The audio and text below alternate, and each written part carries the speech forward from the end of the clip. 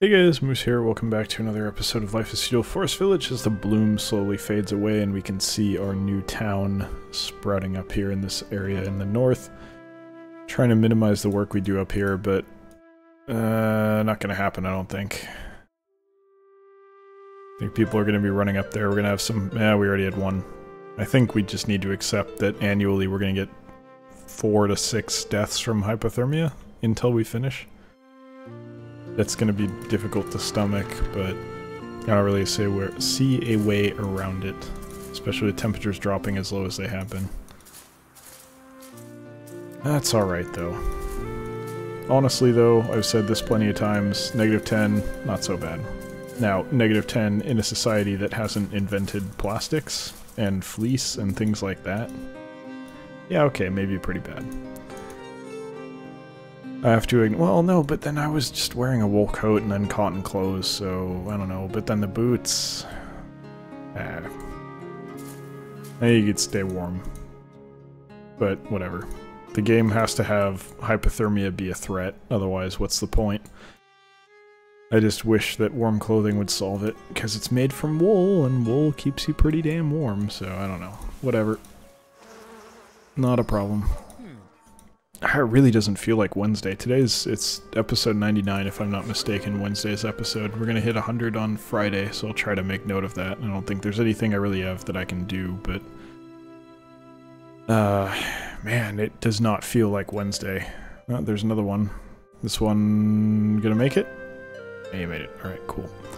Doesn't feel like Wednesday at all. It feels like a Thursday or Friday. I'm exhausted completely and utterly. I do not have energy. And I still, despite that, have no choice but to continue through the week. Do what we can. We haven't done any grain yet, right? You know what? I'm going to do one. I'm a little worried about our potato stock. In fact, I'm only going to do one. Switch all of it over to potatoes. Get that going. And I'll trust it. So I want to test something here, because I got a comment that... I forget the exact numbers, but... like something by 15. That's 14 by 20.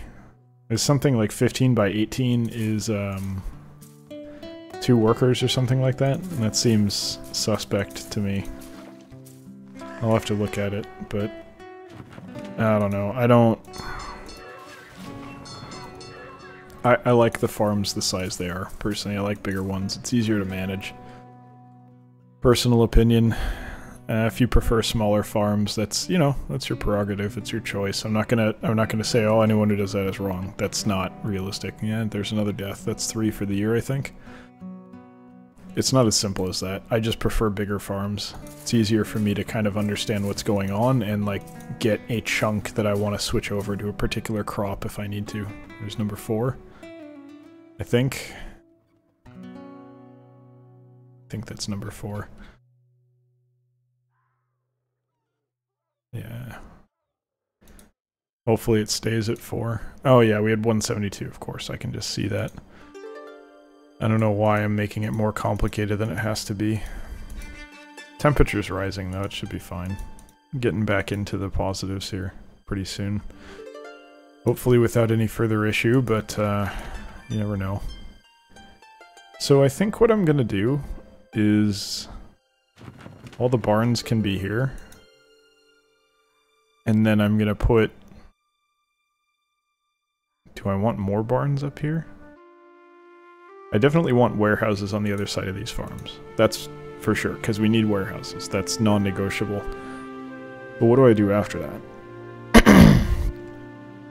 Do I go for more barns closer to the houses so that they don't walk over here for food? And then I can do that thing that I was talking about where I have it pull food from each of these barns into the other place using caravans.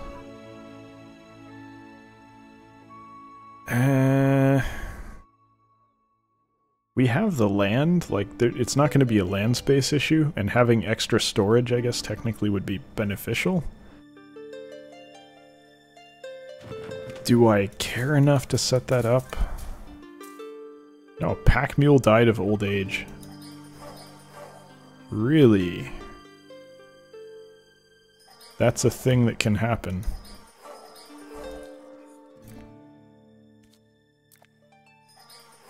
Okay. I had no idea that was even possible. I guess that's kind of perpetually, because they're not being slaughtered for anything, it doesn't happen, whereas over here they are being continuously slaughtered so that nothing would ever die of old age, it just gets killed. Interesting. Yeah, you know, I just, that kind of morbid realization that farm animals don't die of old age ever. Even a dairy cow, I think, eventually goes to slaughter, right? Maybe not. But I figured it'd probably be more cost-effective to send it to slaughter, considering how much milk has to be produced. You'd be better off getting it for meat instead of just kind of like keeping it around in its old age. Alright, let's manage this. I'm gonna go real hard on the builders. No question on the farms, that's easy. Okay, can't do that. We need the orchard to go. That's not really debatable. So I'm gonna kick this down to 20. 6 here, and then I've got 20 left, so 16 here. Which means this is gonna go down to 10. And then, because of course stupidity is rampant, there we go. Fix the evenness issue with them. Do I need anything else? I don't have anyone in the apiary. Gotta put 6, so whatever. I want more people spare, but I don't feel like I can pull them off the farms this year. We're too far behind on potatoes. We should be up around 50k right now, so not super comfortable about that, but they'll get there. I'm gonna kick this down to like 6 for now. I'm not really building anything. I just don't know, like, does it need a builder for them to move material over here? Did they not just, they're just not gonna move material anyway because it's too far away? I'm gonna build some temporary storage. We build a couple warehouses here.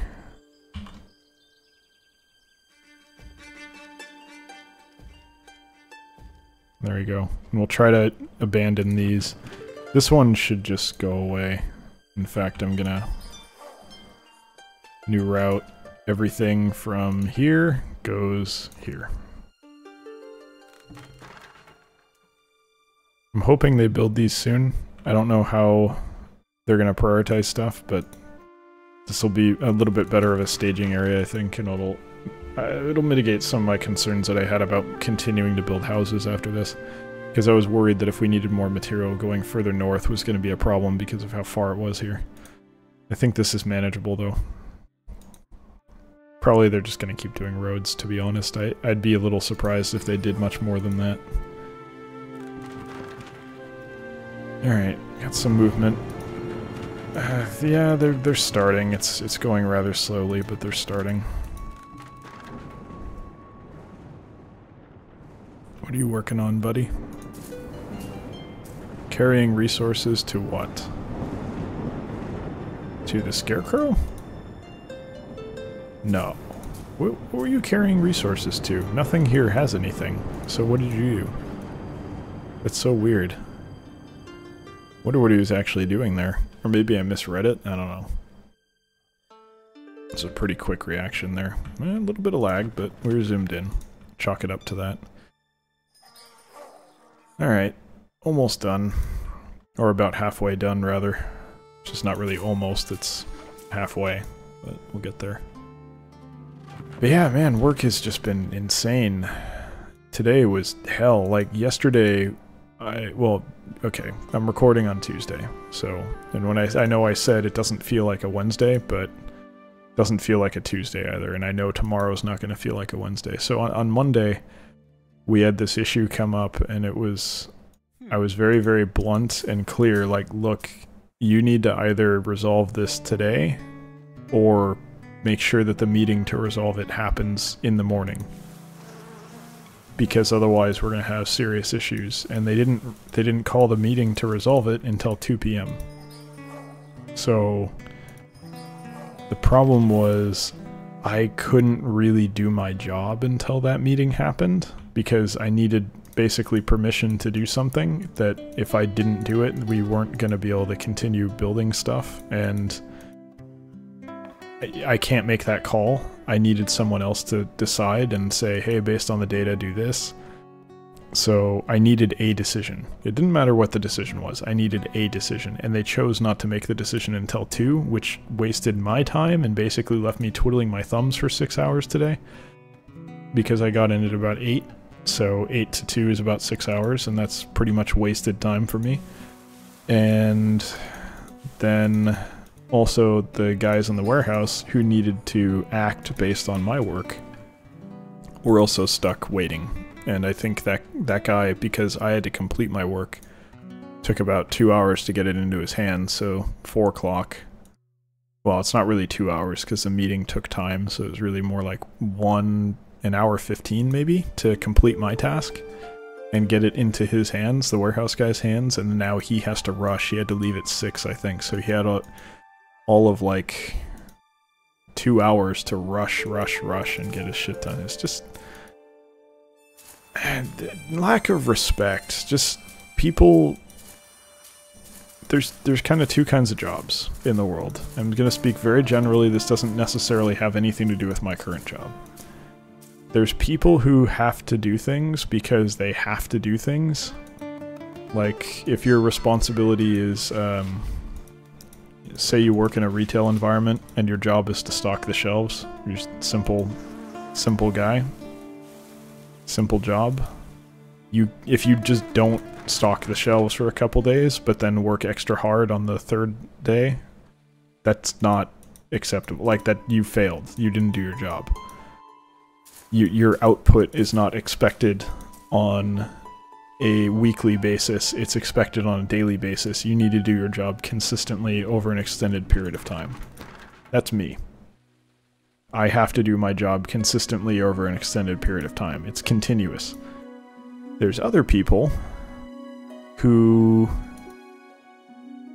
don't really work that way. They're more not necessarily working on projects, but they're not doing a continuous job. They're doing a kind of a job is like, okay, here's your task and here's your goal, tell me when you're done. And you come back a week or a month later, depending on the task, and say, okay, this is complete. And that would be like a programmer. You know, yeah, there's deadlines with programming, but you're not doing a daily repetitive task that needs to be completed, or X, Y, and Z consequence are going to occur. I'm in that boat. I'm in the boat where if I don't do this, shit's going to go sideways. So I have, you know, I don't have time budgeted for fucking around, you know, I need to do my work. So when someone who doesn't have that kind of a job, why are we not building anything? Are we out of wood? There's no way we're fucking out of wood. There's no, okay, we have too much wool. Let's, where's the wool stored? Here? Alright, let's steal that wool. We have way too much. I didn't keep track of it for a while. Yeah, okay, that's good.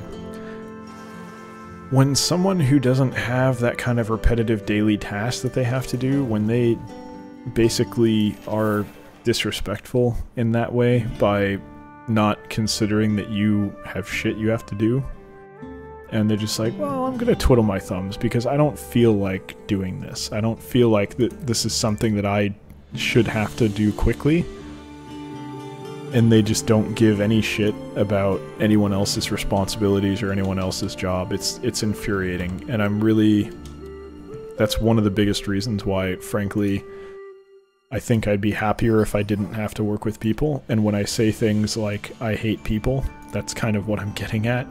It's not the day-to-day person, it's not the average person, it's nothing like that. It's the people that everyone does this in some way.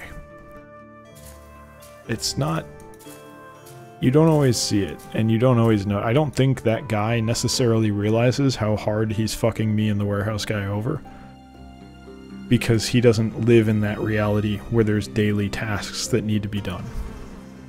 It's not his reality, so how is he gonna understand, oh, you need to do this thing. Oh, okay, sorry, I fucked up. He doesn't get that. That doesn't, like, exist in his reality. because he doesn't have to deal with it. So I don't necessarily think it's malicious, but I still hate people like that regardless. It still pisses me off to a degree that's difficult for me to convey. It's that kind of casual disrespect and saying, well, even if it's not direct, they're basically saying, you know, fuck you, I don't care about your time, I'm gonna waste your whole day. And the problem is for me, it was a Tuesday that all this happened on, where they're stalling and stalling and stalling, and then I have to rush to get my work done. It's a Tuesday. I got a stream, I got videos to record, I needed to go pick up Final Fantasy XII, which unfortunately didn't arrive on time, but all of that took time. And I've basically had, overall today, I have not accomplished the things that I needed to get done at home, such as washing dishes. I have only had really enough time to do maybe 45 minutes of, like, me time for gaming. It's 45 minutes out of 24 hours to relax, other than sleeping time, is not acceptable. And that's kind of all because, you know, I had to waste my whole afternoon, minus the stream time, working on this stupid issue because this guy couldn't be bothered to, and it's not one person, but they generally couldn't be bothered to resolve this issue in a timely manner. And it's this casual disregard for other people's, like, the impact that actions have on other people. That kind of thing is what really makes me say stuff like, I hate people.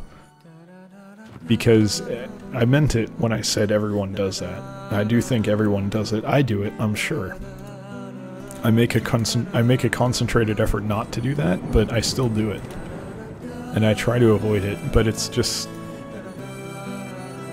It's like someone's looking... When someone does that to you, it feels like they're looking down on you. And it's really bothering. I really, really don't like it, especially in a professional environment. Especially when I listen to some of the individuals involved in it laughing about it and joking about it with each other. Because they don't understand the impact. They don't, you know, I had to, in that meeting at 2, I had to be like, guys, there's a warehouse guy sitting on his ass waiting for me to send him what he needs to do. This needs to be resolved. You can't just sit on this. And even they were said, oh, we should have called it at 1. And some of the people that were delaying it were like, no, 2 is the right time. It's like, no, we all agreed in a meeting yesterday that you needed to call it in the morning, and you'd completely disregarded everything I told you, and now you fucked over me and other people as well. And they just don't care at all. So, I don't know, maybe I need to make them realize that it's an issue and yell at them or something, but anyway, sorry we kind of got off topic here. We're not really talking about Life is Feudal. Mostly we're trying to get people off of farming as quickly as possible so they can get back to work, because the problem is these 17 people we got working on labor, not really cutting it. We got too many tasks that are not being completed, and I think we might have a lumber shortage. I don't know. Or maybe they're just working on the road. Another pack mule died. Not here, it's the other one. Okay. Well, this is 2 died. What the fuck? Where'd the other notification go? I must have missed it. Alright, well this is okay, because they're breeding reasonably quickly enough, so it's acceptable. Is it annoying? Sure, whatever, but honestly it's workable for the moment. Let's kick this back up to 10. I think we're happy with 10 people working on building here. We'll see if that winds up being enough. What's the deal here? We're getting real cold real quick.